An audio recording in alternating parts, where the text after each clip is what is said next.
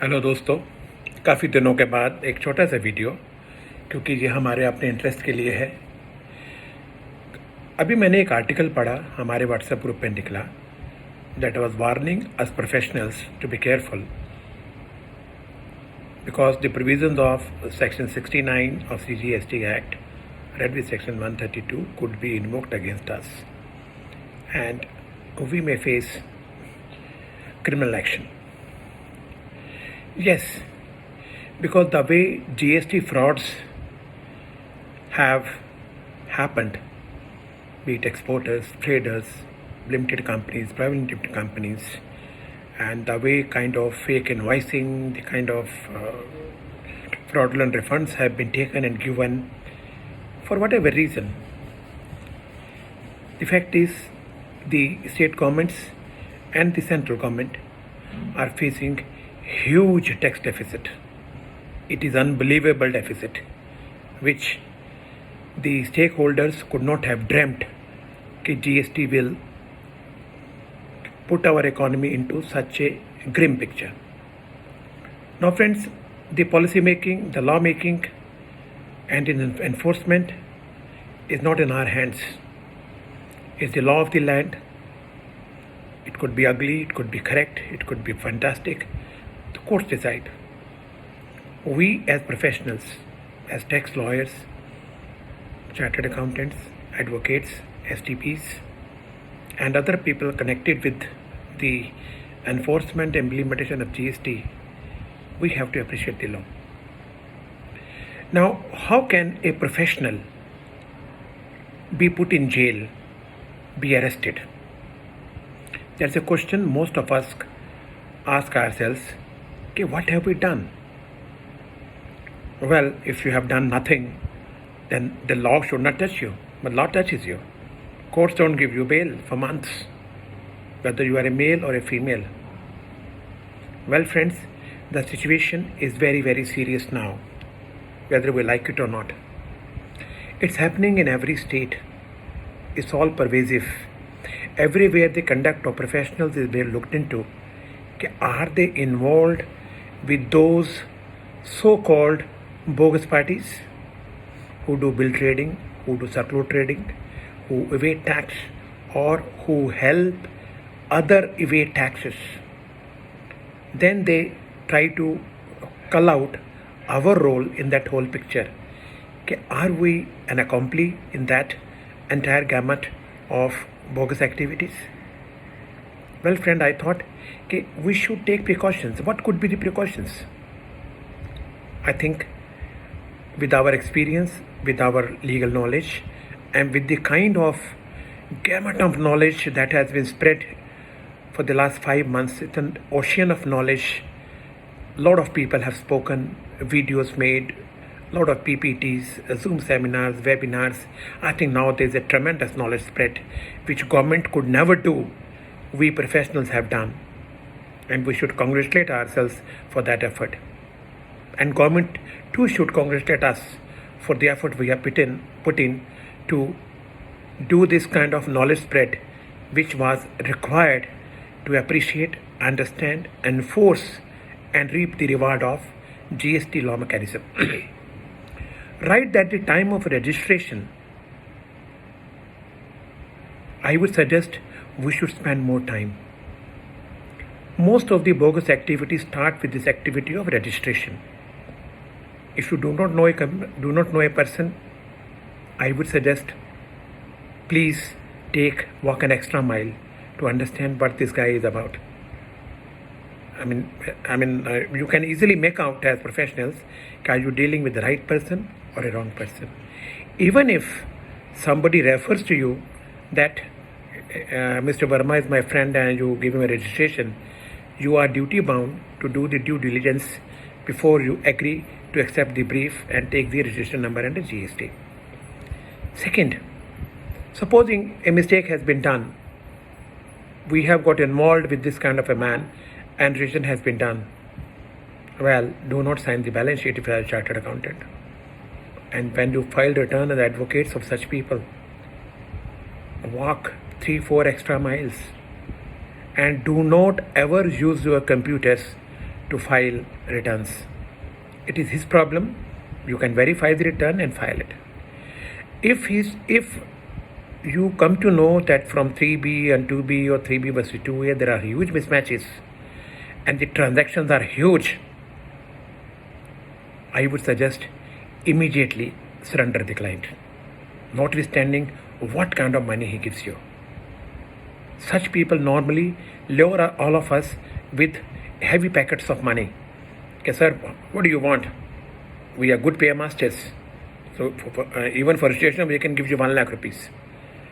What people do for 2,000, if somebody gives you 1 lakh, well, I think the issue is very clear. What is he expecting from you? Do not ever correspond on his behalf with his suppliers or with the recipients. This is not our job. This is not within our jurisdiction. Do not ever make phone calls to such people, because the phone calls can be recorded in a flash. Do not do it. Do not keep their murky records in your office. Record keeping is not our baby. Record keeping is somebody the client has to do, not us. And why should we do it? And if you do his kind of a forensic audit, a limited one, see his transactions.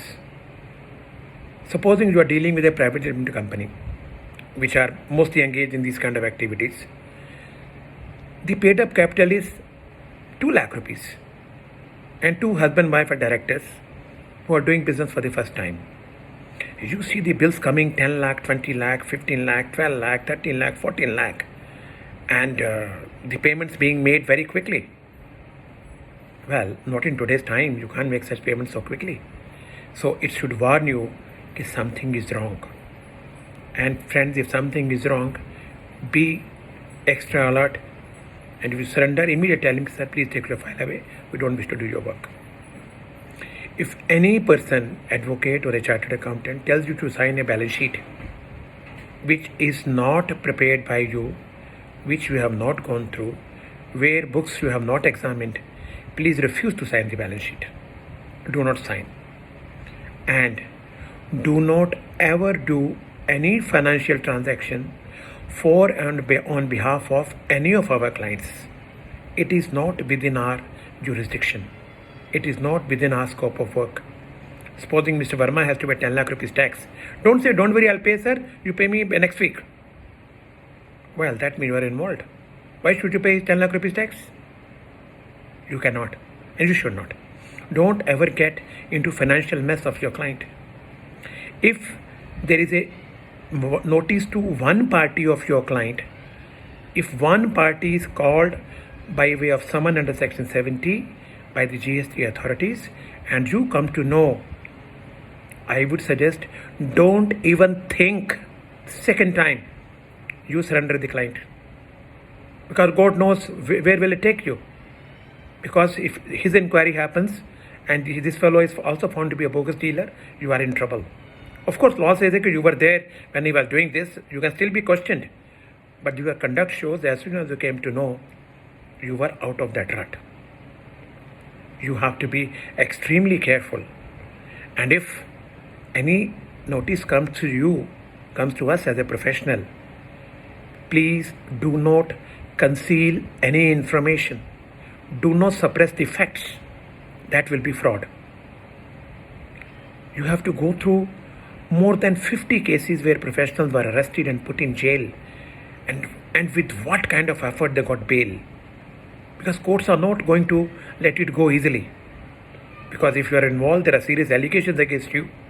To get a bail, I mean, in spite of the Telangana High Court ruling of Supreme Court, will be a very difficult proposition. We will continue to maintain it's not our fault. We are doing our job. But we can't forget we are professionals. We have to do a job which is legal, which our professional acts permit us to do. Our morality is kept intact, and we do not get caught in the web of invoice trading, bill trading, circular trading, bogus transactions, fraudulent refund transfers, short payment of taxes, wrong filing of returns, wrong making of claims, and where you come within those 4 offences under section 132, subsection 1, A, B, C, D. Do not ever do it. Friends, why I made this video? Not because I know more than you, but I know we end up doing it. The situations are this. We are all going through some kind of stress, but let this stress not take our morality from us. We must never ever be part of any of such activities under any circumstances where our professional esteem is hurt, where we are arrested because we were a party to any tacit exclusion, or where the suppliers of our clients or the clients himself says that whatever we did, Mr. Verma was aware of it and he approved it. So once they make this statement under section 70, your role cannot be avoided. Therefore, we shall face action under CGST Act. So is the case with our bar associations. I'm very unhappy with our tax bar associations. So many cases have happened. What are our leaders doing? What kind of leadership is this? Either they are visionless, they have no vision, and most of them don't have the vision, they are leaders only. They should set up an SOP, call the senior members of the bar, people who have held their heads high, who have not been involved in these activities ever, who are your ex-bar presidents. Please call their meeting. Tell them, okay, look, these are the cases that have happened. These were the allegations in those cases. A study can be made. Let bar put up an SOP for all the members, like Institute of Chartered Accountants have done. So the standard operating procedures for compliance people, for appellate lawyers, for search and seizures lawyers, people who do this kind of work, they should go through. So friends, insofar as possible, at the compliance stage, when you take registration, when you get into the billing part, when you write their books of accounts, you should remain alert. And that is the only thing that can save you. I do not wish that any of my friends or any of our members all over the country or all over the world who practice, they should be questioned by police that, look, you were involved in this, and because of you, these guys got away with this kind of frauds and evaded taxes. So friends, sorry to send this video out, but I thought I am slightly senior now.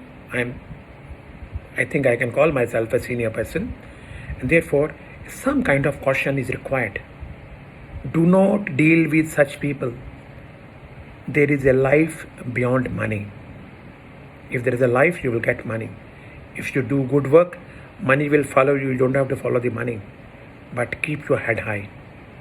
Let your esteem not be demeaned by such people who buy us with their kind of money, which is ill-gotten, which is black money, and where we should never get involved.